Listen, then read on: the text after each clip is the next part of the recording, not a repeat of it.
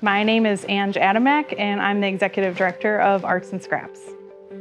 Arts and Scraps is a nonprofit on the far east side of Detroit that uses recycled materials to work with community members as well as teach science, technology, engineering, and math through art integration. Arts and Scraps started as a place that was gathering materials that otherwise would have ended up in a landfill and making them available as a resource to, actually we started with teachers, but very quickly it became a resource for artists, entrepreneurs, and just crafters wide. And so over the years, we've expanded what we've done.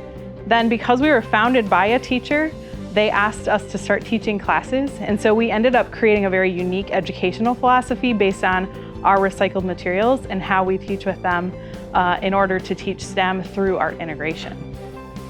Arts and Scraps is such a unique place in our community that brings creativity and STEM and entrepreneurship and people of all different places, spaces, etc. to one place, even if we're out in the community. No matter where we are, we're such a unique entity that's not only teaching and bringing awareness of creativity and creative thought, but also recycling so much material throughout the year that's being taken out of the landfill.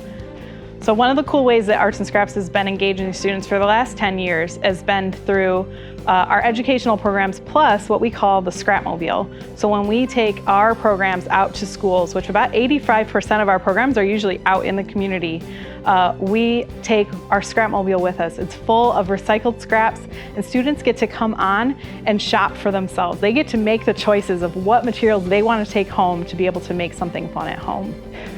Our community desires to be empowered through accessible means. There's so many artists and entrepreneurs and even teachers that tell us, without Arts and Scraps, I would not be able to do what I do.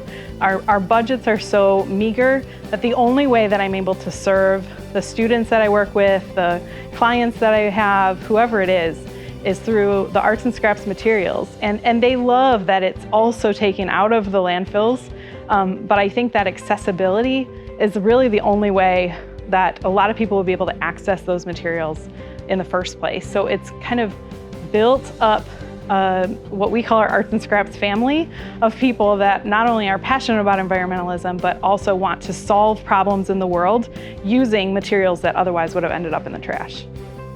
If Arts and Scraps was not able to serve our community the way that we do, we would have a lot more material in our landfills, but we would also have a lot of artists, entrepreneurs, teachers, families, and students that are not able to access those creative materials, as well as our educational philosophy that's completely unique, that helps create future problem solvers and current problem solvers that are changing the world every day. We always say, we don't make art, we make artists, right? We make problem solvers, we make creative folks that are solving the problems that our area is facing.